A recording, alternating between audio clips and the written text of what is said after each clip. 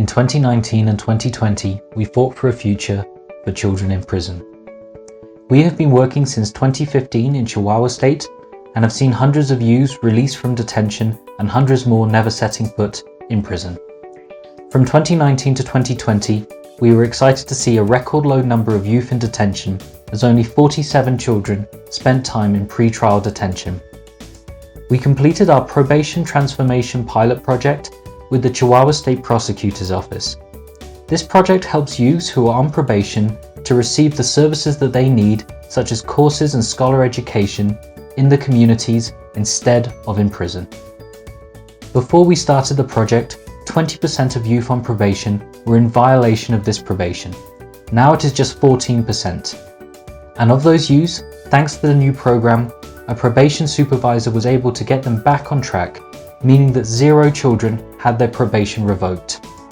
Knowing that access to education is a cornerstone of successful reintegration to their communities, we continue to work with the Chihuahua Education Department and Child Welfare Department to enhance the educational and vocational opportunities for the few children who remain in detention.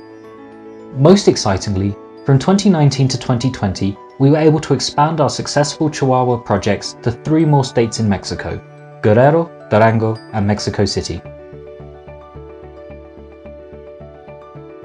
We have signed a memorandum of understanding with courts, detention centers, and probation officers in these states, which will allow us to establish interagency working groups that will implement our alternative to detention programs. Nearly 1,000 youths will be positively impacted as we work with these governments to reduce youth detention. In March of 2020, the novel coronavirus pandemic forced all of Mexico to enter into a lockdown. For children in detention, this represented a double lockdown, as their family visits were cancelled and support staff was limited. Youth encountered a higher risk of significant mental health trauma and abuse as they became even more isolated. Thousands of children are now in a de facto solitary confinement with no access to school or recreational activities. Many detention centres didn't have access to basic cleaning supplies, face masks, or even drinking water. JJAI then made the decision to redirect all of its efforts to COVID-19 relief for the children living in detention.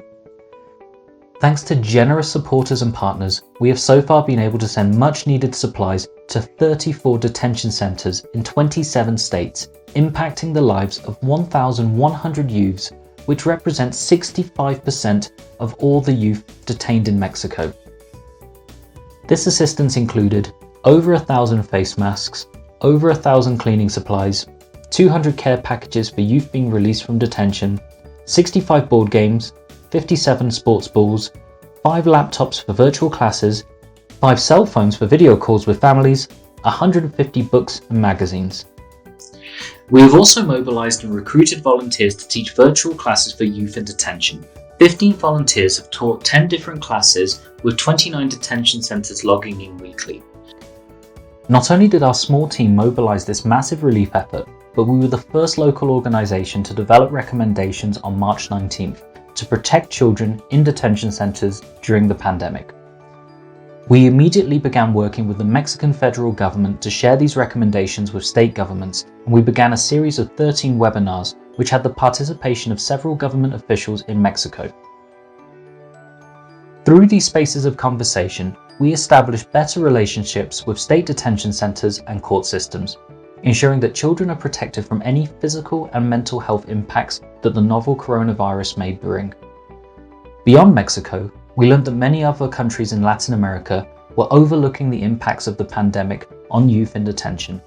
So along with international partners, we organised 9 webinars to address the effects of the pandemic on the juvenile justice systems of Puerto Rico, Bolivia, and in Central America.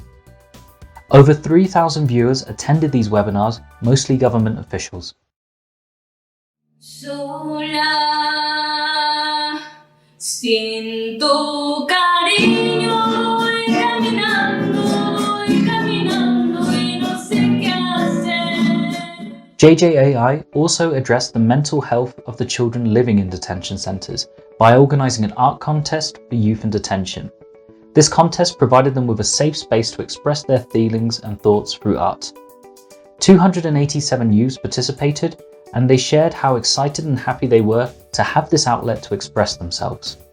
We are currently collecting data from across Latin America about how governments are changing their juvenile justice practices in response to the pandemic.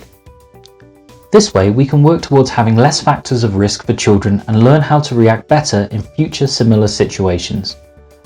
These ongoing efforts will ensure that children in detention centres are not forgotten, that their lives are protected, and that they have a second chance. Thank you for being a part of Juvenile Justice Advocates International. Your partnership means that we have been able to positively impact the lives of thousands of children across dozens of countries during this very challenging time. Today, more than ever, we must ensure a future for every child. Thank you. We would like to give a special thank you to Partners for America, Operation Blessing, the Mexican Rotary Club, McKinnison Doom.